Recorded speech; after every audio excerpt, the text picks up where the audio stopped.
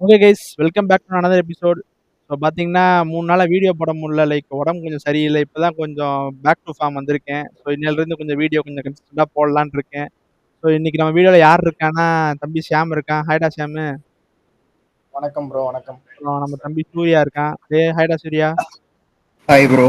பார்த்தீங்கன்னா நம்ம உடம்பு சரியில்லாத கேப்ல சூப்பர் மேட்சா நடந்துட்டு போயிருச்சு. பார்த்தீங்கன்னா ஃபர்ஸ்ட் மேட்ச் பார்த்தீங்கன்னா இவிங்க பஞ்சாபுக்கும் கேகேஆர் மேட்ச். அது பார்த்தீங்கன்னா லோ ஸ்கோர் த்ரில்லரு. அதுக்கடுத்த மேட்ச் பார்த்தீங்கன்னா, இங்க டெல்லிக்கும் ராஜஸ்தான் மேட்ச் பார்த்தா, அது சூப்பர் ஓவர் வரைக்கும்லாம் போயிருக்கு. அத பத்தி லைட்டா சின்ன டச் அப் பண்ணிட்டு, அதுக்கப்புறம் இன்னைக்கு நடந்த மும்பை சன்ரைசர்ஸ் ஹைதராபாத் மேட்ச்ச வந்து பார்த்துரலாம். ஸோ ஃபர்ஸ்ட் மேட்ச் பத்தி பேசுவோம். என்ன சாம் ஃபர்ஸ்ட் மேட்ச் பார்த்தியா? எப்படி லோ ஸ்கோரிங் த்ரில்லரா போச்சு? எப்படி இருந்துச்சு? ஆமா ப்ரோ, அந்த மேட்ச் பார்த்தேன். நான் இவனுங்க ஃபர்ஸ்ட் இன்னிங்ஸ் பஞ்சாப் விளையாடும்போது பார்த்தா, நான் சரி பஞ்சாப் வந்து பஞ்சாப் கிங்ஸ் 11 பஞ்சாப் மாதிரி பேக் டு ஃபார்ம் அப்படின்னு நான் நினைச்சிட்டு இருந்தேன். பார்த்தா சரியான கேப்டன்சி ப்ரோ.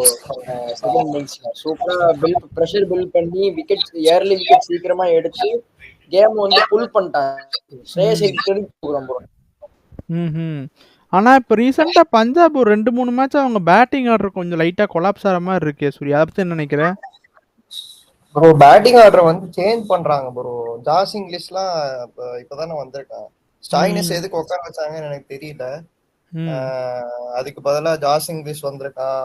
அப்புறம் இந்த சூர்யான் ஷெக்டேங்கிறவன் நல்ல பிளேயர் தான், பட் ஆனா பெர்ஃபார்ம் பண்ண மாட்டேங்கிறான். சஷாங்க் வந்து எனக்கு ரொம்ப கீழே வரான்னு தோணுது ப்ரோ. ஆமா, அத கேட்கணும்னு இருந்தேன். எதுக்கு சஷாங்க் சிங் இருக்கும்போது எதுக்கு இன்னொரு இம்பாக்ட் பிளேயர் எடுத்து வந்து அவங்க ஏன் அப்படி பண்ணாங்கன்னு எனக்கு ஒண்ணுமே புரியல. அவன் என்ன பெருசா இம்பாக்ட்டும் குடுக்கல. அது ஏன் அப்படி பண்ணாங்கன்னு எனக்கு தெரியல. சரி, அதுவும் இல்லாம நீங்க ஸ்டாயின்ஸ டிராப் பண்றாங்க. மேக்ஸ்வெல்ல டிராப் பண்ணலாம்ல. அது பண்ண மாட்டாங்க. பட் ஆனா 2 விக்கெட் எடுத்துட்டேன். அதனால பண்ண மாட்டாங்கன்னு தோணுது. நீங்க டிராப் பண்ணீங்க. நீங்க நினைச்சா டிராப் பண்ணுவீங்களா? ஷியாம், சூர்யா 2 பேரையும் கேட்கிறேன். ப்ரோ, நான் எப்பயும் ஸ்டாயினிஸா மேக்ஸ்வெல்லான்னு பார்க்கும்போது நான் வந்து ஸ்டாயினிஸ் தான் ப்ரோ போவேன். இப்ப இருக்கிற கரண்ட் சிச்சுவேஷனுக்கு சொல்றேன். ஏன்னா மேக்ஸ்வெல் வந்து போன சீசன்ல இருந்தே ஃபார்ம் அவுட்ல தான் இருக்கான். நான் இந்த சீசன்ல புல் அவுட் பண்ணுவான்னு நினைச்சேன். ஆனா அது வந்து புல் அவுட் பண்ற மாதிரியே தெரியல. ஃப்ரீ விக்கெட்டா தான் கொடுத்துட்டு இருக்கான் அவனோட விக்கெட்டை. அதுக்கப்புறம் பார்த்தா கேகேஆர்ல பார்த்தீங்கன்னா அவங்களும் கொஞ்சம் ஸ்டார்ட் அவங்க கிடைக்கல. பட் அந்த ரஹானே ரகுவன்சி கொஞ்சம் கரெக்டாக நின்ன மாதிரி இருந்துச்சு. நடுவில் ஏதோ லைட்டாக ஒரு விக்கெட் விழுந்துச்சு, அப்படியே கடற்கடன்னு விழுந்துட்டாங்க. அதை என்ன நினைக்கிறேன் அவங்க பேட்டிங்கை பற்றி? அவங்க கேர்லெஸ் சொல்ல மாட்டேன். இது டார்கெட் வந்து கம்மியா தான் இருக்கு. ஸோ வந்து கொஞ்சம் வந்து அசால்ட்டா விளையாடிட்டாங்க. எப்படினாலும் நம்ம வின் பண்ணிடலாம், இந்த மேட்ச் நம்ம கையை விட்டு போகாது அப்படின்ற ஒரு மென்டாலிட்டியில ஆடிட்டாங்க. ஸோ அதனால ஒரு ஏர்லி விக்கெட் போகும்போதுமே அவங்க வந்து என்ன பண்ணணும்னா ஒரு பார்ட்னர்ஷிப் பில்ட் பண்ண ட்ரை பண்ணல. சீக்கிரம் மேட்சை முடிச்சிடலாம் அப்படின்ற ஒரு மென்டாலிட்டி தான் ஆட வந்தாங்க. அது வந்து இவங்க இந்த இதை வந்து கரெக்டா யூட்டிலைஸ் பண்ணிட்டாங்க. அவங்க லைனை பாருங்க ப்ரோ. ரஹானே, ரகுவன்சி, வெங்கடேஷ் ஐயர், ரிங்கு சிங் 4 பேருமே வந்து சேம் இத ஆடுறவங்க. எப்படி ப்ரோ இது செட் ஆகும்? ஆக்சுவலா வெங்கடேஷ் ஐயர்லாம் 5th டவுன்ல வந்தா என்ன ப்ரோ? அவன் தான் மேல வரணும் ப்ரோ. 1 டவுன்ல வந்தாதான் பெர்ஃபார்மே பண்ணல இந்த சீசன். வேற உனக்கு அங்க அந்த இடத்துல வேற ஆள் இல்லையலடா உனக்கு. இப்ப அவனுக்கு இந்த கரண்ட் ஃபார்ம்ல இருக்க எல்லா பிளேஸும் ஆடுறானுங்க. என்ன பண்ண முடியும்? நீ வேற யார் ரகுவன்சி ஆடாம வேற யார் ஆடுவ சொல்லு ப்ரோ. ஆடாம இருக்கணும்னு நான் சொல்ல வரல. பட் ஆனா அங்கதானே அவங்க பிரச்சனையே இருக்கு. அவங்க ஏதாவது ஒரு இது பண்ணணும் ப்ரோ. இது சேஞ்ச் பண்ணாமலாம் ஒண்ணுமே. இது நம்ம ஆக்சுவலா எத்தனை வீடியோல பேசியிருக்கோம். கிஷோர் நிறைய வீடியோல சொல்லியிருக்கான். ரகுவன்சில ரஹானே தான் ஆடணும் மாதிரி சொல்லியிருக்கான். சேம் ஸ்ட்ரைக் ரேட்ல ஆடுற பிளேயரா அடுத்தடுத்து வச்சிருக்கானுங்க. இது வந்து செட்டே ஆகாது. ஆனா நீ இந்த டார்கெட்டுக்கு நீ இதை சொல்லுவியா? எனக்கு அது ஜஸ்டிஃபையா? 111ங்கிற டார்கெட்டுக்கு உனக்கு எந்த ஸ்ட்ரைக் ரேட்ல ஆடினா என்ன? அது ஜஸ்டிஃபையான ஆன்சர் மாதிரி எனக்கு தெரியலையே. சாம், நீ என்ன சொல்ற? ப்ரோ, நான் என்ன நினைக்கிறேன்னா ஸ்ட்ரைக் ரேட்டுங்கிறத தாண்டி அவனோட கேம் பிளேன்னு ஒண்ணு இருக்குது இல்ல. அதான்டா ஒத்துக்கிறேன்டா. பட் 111ங்கிற ஒரு டார்கெட் சேஸ் பண்றதுக்கு இதுல எனக்கு என்ன இது? எனக்கு நீங்க சொல்ற பாயிண்ட் வந்து இம்பாக்ட் தான் எனக்கு தெரியல. எனக்கு வந்து சூர்யா இந்த மேட்ச் பத்தி மட்டும் பேசுறது இல்லைன்னு நினைக்கிறேன். ஆக்சுவலி ஹோலா கேகேஆரோட பேட்டிங் எனக்கு வந்து இப்படி இருக்குது. நம்ம 111 டார்கெட்ன்றதை தாண்டி பேசாம நார்மலா ஒரு மேட்ச் பார்த்தோம்னா அதுக்கு சூர்யாவோட கருத்து இதாக தான் இருக்கும் அப்படின்னு நினைக்கிறேன். ஏன்னா வெங்கடேஷரோட பொட்டன்ஷியல் நல்ல பொட்டன்ஷியல். அதை வந்து அவங்க வந்து பேக் பண்ணாம வந்து சரி எங்கனாலும் ஆடினாலும் ஆடிக்குவான் அப்படின்ற மாதிரி ஒரு விளையாட வைக்கிறாங்களோ அப்படின்ட்டு தோணுது எனக்கு. எல்லா மேட்சும் நான் ஒத்துக்கிறேன். ஏன்னா சம்டைம்ஸ் ரகுவன்சி கடைசியில வருவான். லைக் எப்பனா ரமன்தீப் சிங்குக்கு அடுத்து சம்டைம்ஸ் வந்து சுத்திட்டு இருப்பான். அதெல்லாம் ரொம்ப கிரைம் மாதிரி இருக்கும். நான் என்ன சொல்றேன், இந்த ரஹானேவும் ரகுவன்சியும் நீங்க பார்ட்னர்ஷிப் பில்ட் பண்ணிட்டான்னு சொல்லிட்டீங்க. ஸோ அப்பவே வந்து பாக்கி வந்து சேஸ் பண்றதுக்கு ஒரு 40 ரன் இருந்துச்சுன்னா நீங்க எதுக்கு வெங்கடேஷ் ஐயர், ரிங்கு சிங்கே இறக்கணும்? டைரக்டா ரசல் இறக்க வேண்டியதானே? அவங்க தான் எல்லா மேட்சும் பார்த்தா உனக்கு ரசல பின்னாடி ஸ்டாக் அப் பண்றாங்க இல்லையா? அது எதுக்குன்னு எனக்கு புரியவே மாட்டேங்குது. இறக்கி விட்டு ஒரு 2 6 அடிச்சுட்டு போயேன்டா, டார்கெட்டை குறைச்சு விட்டு போ, அவங்க ப்ரெஷர் இல்லாம அந்த ஆடிட்டு போட்டோம். சரி, அதுக்கப்புறம் டெல்லி ராஜஸ்தான் மேட்ச் அது பாத்தீங்களா? அது எப்படி இருந்தது? அதை பத்தி சொல்லுங்கடா. அதான் சூப்பரா இருந்ததுன்னாங்க. அந்த மேட்ச் சூப்பர் ஓவர் போயிருக்க வேண்டிய அவசியமே வந்திருக்காது ப்ரோ.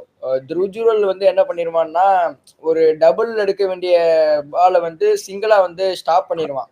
அந்த பால் டபுளா எடுத்திருந்தாங்கன்னா மேட்ச் அங்கேயே ஓவர். அது எதுக்காக வந்து டபுளா வந்து ஸ்டாப் பண்ணா அப்படிங்கிறது தெரியல. ஏன்னா டேஞ்சர் எண்டு வந்து ஹெட்மேயரா தான் இருப்பான். ஆனா ஹெட்மேயர் ஸ்டார்ட் கொடுத்து இந்த சைடு வர பார்த்துருவான். பட் நோ சொல்லிடுவான் ஜூரல். அதுதான் வந்து ஒரு மேட்ச் டர்னிங் பாயிண்டா இருந்துச்சு.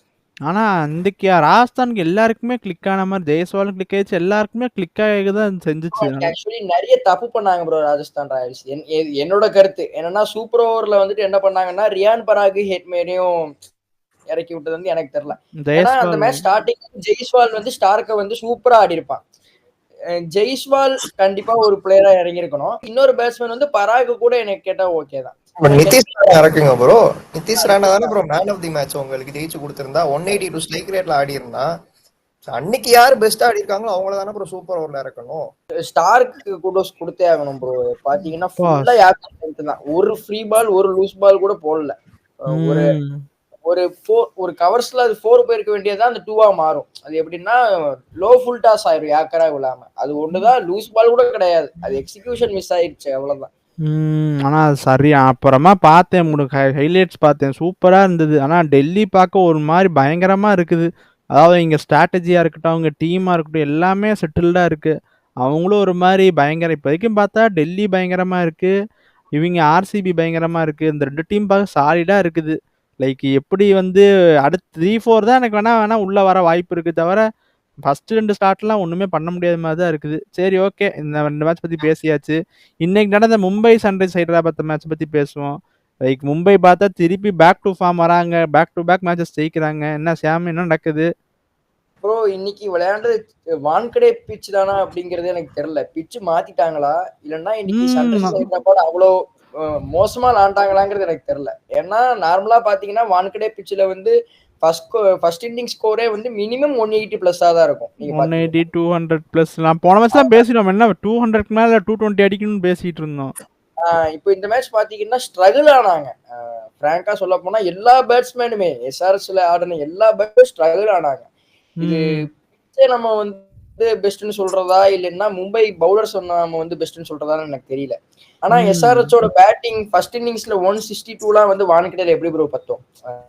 அதுதான் நான் யோசிச்சேன். ஆனா அவங்க நல்லா பிளான்ஸ் வச்சிருந்தாங்கடா, கரெக்டா. அவங்க ஃபர்ஸ்ட் இன்னிங்ஸ்லயே மேட்ச் முடிஞ்சுச்சு. சூர்யா, நீ ஒன் பாயிண்ட் சொல்றா. பேட்டிங் ப்ரோ, நான் அதை மட்டும் சொல்லிக்கிறேன். அவங்க என்ன பிளான்ல வராங்க, என்ன பிளான்ல டெய்லி மேட்ச் ஆறானுங்க ஒண்ணுமே தெரியல ப்ரோ. சும்மா வந்து ஏதோ பேட் கமின்ஸ் அந்த மென்டாலிட்டியை நான் கொண்டு வரேன், ஆஸ்திரேலியன் மென்டாலிட்டி எல்லா பிளேஸ்க்கும் நான் கொண்டு வரேன்ற மாதிரி ஏதோ ஒண்ணு பண்ணிக்கிட்டு இருக்கான். அவனுக்குள்ள வந்து நான் எல்லா மேட்சும் நான் அடிக்க தாண்டா பார்ப்பேன். ப்ரோ சேஞ்ச் பண்ணணும் ப்ரோ. ஒரு வருஷம் தான் ப்ரோ இதெல்லாம். நான் உங்கள்ட்ட ஆக்சுவலா ஸ்குவாட் ப்ரிவியூ அப்போ இதுதான் சொன்னேன், இந்த சீசன் வந்து இவங்க பெர்ஃபார்ம் பண்ண மாட்டானுங்க, எலிமினேட் ஆயிடுவானுங்கன்னு தோணுதுன்னு தான் சொன்னேன். இதெல்லாம் வந்து ஒரு சீசன் தான் ப்ரோ. சரி, நான் வந்து ஒரு கேள்வி கேட்கிறேன் உனக்கு. நீ ஒரு ஃபார்மேட் ஃபாலோ பண்ற, அது உனக்கு ரொம்ப சக்சஸ் கொடுக்குது. ஆனா சக்சஸ் மட்டும் நீ ஏத்துக்கிற, ஃபெயிலியர் வந்தா மாத்தணும்னு சொல்ற. இது எந்த அளவுக்கு வந்து ஒரு அடாப்டபிலிட்டி கொடுக்கும்? அப்ப எல்லா ஃபார்மேட் எடுத்து நீ எந்த மாதிரி கேம் ஆனாலுமே உனக்கு எல்லாரும் 100% சக்சஸ் தர போறது. சம்டைம்ஸ் நீ ஃபெயில் ஆவ. அப்ப ஃபெயில் ஆகும்போது ஒவ்வொரு தடவை நீ வந்து மாத்துவியா உன்னோட இத? ப்ரோ ஆனா அதே இதை வச்சு ஓவர் கான்பிடன்ஸா இருக்க கூடாதுல ப்ரோ. பிச்சுக்கு ஏத்தாப்புல மாதிரி ஆடணும்ல. ஒரு சிலதுக்கு ரெஸ்பெக்ட் கொடுக்கணுமா இல்லையா? என்னதான் இருந்தாலுமே அடுத்த லாஸ்ட் என்னன்னு பாத்தீங்கன்னா ட்ரெடிஷனல் கிரிக்கெட் தான் ப்ரோ வந்து சப்போர்ட் பண்ணும். எப்படி சென்னை சொன்னாங்களே, என்னங்க இப்ப எல்லாம் 6 அடிக்கலாம் சொல்றீங்க, 4 அடின்னு சொல்றதா? ப்ரோ நான் டெஸ்ட் கிரிக்கெட் பத்தி பேசல, ட்ரெடிஷனல் கிரிக்கெட் பத்தி பேசிட்டு இருக்கேன். ஓ சரி சரி, மேல சொல்லு.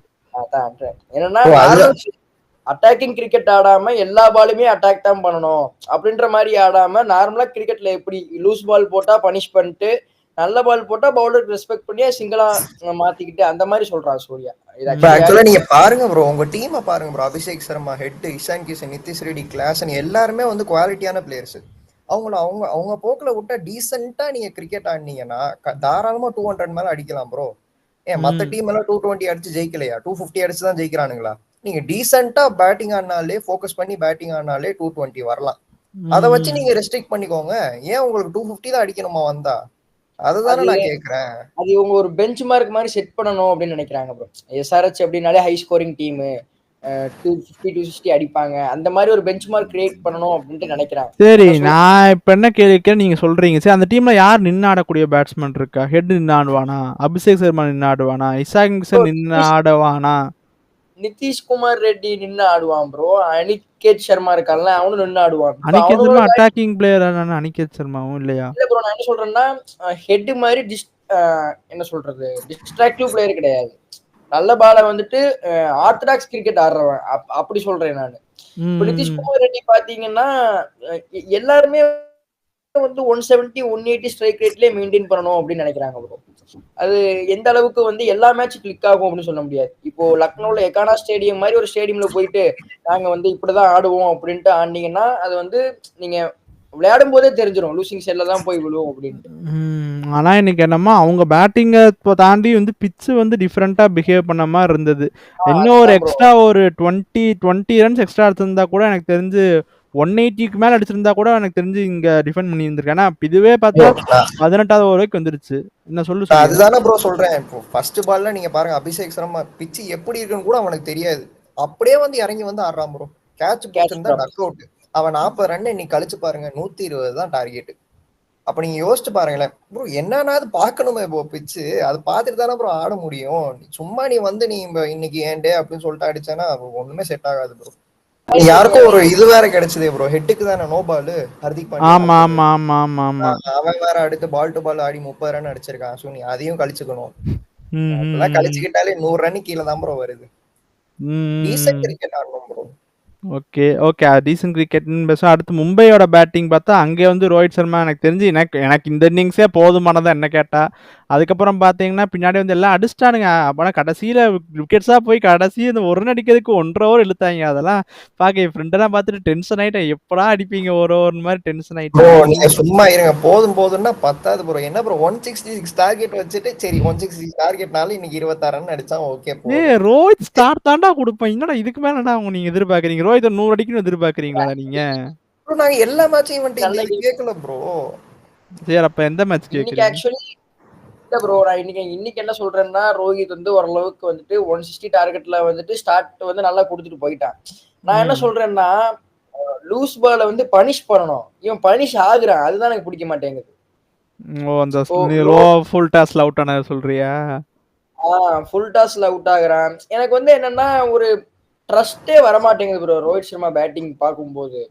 எனக்கு வந்து இந்த பால் அடிப்பேன் அப்படின்னு தோன்றதுக்கு பதிலா இந்த பால் அவுட் ஆவானா இல்லைன்னா அடுத்த அந்த மாதிரிதான். அது இன்டென்ட்ரா, அது என்னங்கடா நீங்க இப்படி பேசுறீங்க? கடிக்காதீங்கடா. எத்தனை வருஷம் இப்படியே தப்பிச்சிட்டு இருப்பான் அவன். இன்டென்ட் மெர்ச்சன்ட்னு. ஆக்சுவலி நான் வந்து அவனை கலாய்க்கல, எனக்கு ரோஹித் சர்மா பெர்ஃபார்ம் பண்ணான். என்ன பொறுத்தளவு அவன் பிச்சுக்குள்ள இருக்கணும் ப்ரோ. 40 ஓவர்ஸ் அவன் பிச்சுக்குள்ள இருக்கணும் ப்ரோ. 40 ஓவர்ஸ் ஃபர்ஸ்ட் 20 ஓவர்ஸ் பவுலிங்ல உள்ள இருந்தே ஆகணும் ப்ரோ. அவன் ஏன் இம்பாக்ட் பண்றாங்கன்னே புரிய மாட்டேங்குது. அவனா விருப்பப்பட்டு போய் உட்காந்துக்கிறானா? இல்ல ப்ரோ, அக்ரிமெண்ட் என்னன்னா ஃபர்ஸ்ட் இன்னிங்ஸ் எப்பயுமே நான் உள்ள மட்டும் தான் இருந்துக்குவேன், பேட்டிங் மட்டும் தான் வருவேங்கிறது அக்ரிமெண்ட்.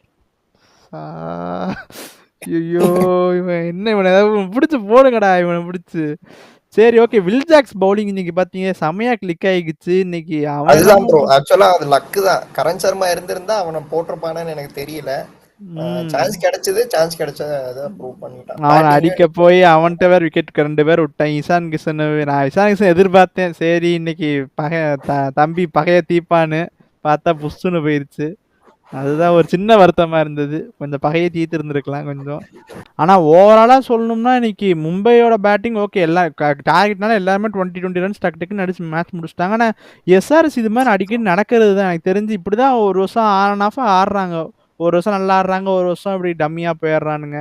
ஸோ எனக்கு தெரிஞ்சு அவங்க பெருசா பாதர் பண்ணிக்க மாட்டாங்க, அவங்க எதுவும் மாற்ற மாட்டாங்க, அவங்களோட கேம் தான் ஆடுவாங்க எனக்கு தெரிஞ்சு. பாத்தீங்கன்னா எல்லா ஸ்டேடியம்லயும் போயிட்டு சூர்யா சொல்ற மாதிரி பிச் எல்லாம் பாக்குறதே இல்ல. ஃபர்ஸ்ட் எடுக்கிறதுல இருந்தே அடிக்கிறதுக்கு தான் ட்ரை பண்றாங்க. அத நான் வந்து தப்புன்னு சொல்ல மாட்டேன். நீங்க பாருங்க, போன மேட்ச்ல அபிஷேக் சர்மா 144 அடிச்சான். அந்த மாதிரி ஒரு மேட்ச் உங்களுக்கு வந்து கிளிக் ஆகும் தான். பட் அதுக்குன்னு வந்து நீங்க எல்லா மேட்சுமே இப்படி போகணும் அப்படின்னு இல்லை. டீசெண்டா இப்போ சப்போஸ் பிச் வந்து ஸ்லோவா இருக்குன்னா உங்க கிரிக்கெட்டை நீங்க ஆடுங்க. உங்களுக்கு என்ன வருமோ அதை நீங்க ஆடி ஒரு டீசென்டான அமௌண்ட்டா ஒரு 190யோ இல்லை 220யோ எடுத்து உங்க பவுலர்ஸை பேக் பண்ணி நீங்க அதை வந்து ரெஸ்ட்ரிக்ட் பண்றதுக்கு பாருங்க. அதை விட்டுட்டு நீங்க ஏன் ஸ்ட்ரென்த் வந்து பேட்டிங் தான், நான் 250 அடிச்சாதான் ஜெயிப்பேன்னா இது என்ன கணக்கு ப்ரோ? புரியுது. நீ என்ன சொல்றேன்னா, அந்த பிச்சுக்கு என்ன பார் ஸ்கோர்ன்றது அதுலேருந்து ஒரு 10-20 ரன்ஸ் எக்ஸ்ட்ரா அடிச்சுட்டு அதுக்கப்புறம் அடிச்சாலே பவுலர்ஸ் போதுங்க ப்ரோ. கொடுத்தாலே போதும், அப்படி சிம்பிளா வச்சுக்கணும்னு அப்படி சொல்ற. அடிச்சு ஜெயிக்கிற டீமும் இருக்குல்ல ப்ரோ. கரெக்ட் தான், கரெக்ட் ஸோ தான். எனக்கு இந்த அதுவுமே பாயிண்ட் பேசுறேன்னு நினைச்சுக்காதீங்க. எனக்கு வந்து T20 கிரிக்கெட்ல வந்துட்டு இன்டென்ட் மட்டும் கேம் கிடையாது ப்ரோ. கேமை எடுத்துட்டு போறதும் கிரிக்கெட்ல வந்து ஒரு மெயின் பார்ட் தான். சும்மாறா இப்படி சொல்லி சொல்லிதான் ஒரு டீம் எடுத்துட்டு மட்டும் தான்டா போறானுங்க. சும்மா ப்ரோ பேசாதடா. நம்ம வந்து இங்க T20 பத்தி பேசிட்டு இருக்கோம், டெஸ்ட் பத்தி நம்ம இங்க பேசுறது. டெஸ்ட் கிரிக்கெட் யார சொல்ற ப்ரோ? மஞ்சள் ஜெர்சி போட்டு ஒரு டீம் ஆடிக்கிட்டு இருக்காங்கல்ல. ஆனா எனக்கு இன்னொரு என்னன்னா, அப்படி டெஸ்ட் கிரிக்கெட் ஆடி கூட நாங்க 49க்கு அவுட் ஆலையடா. ப்ரோ இப்போ என்ன ஆர்சிபி இது கூட இல்லடா.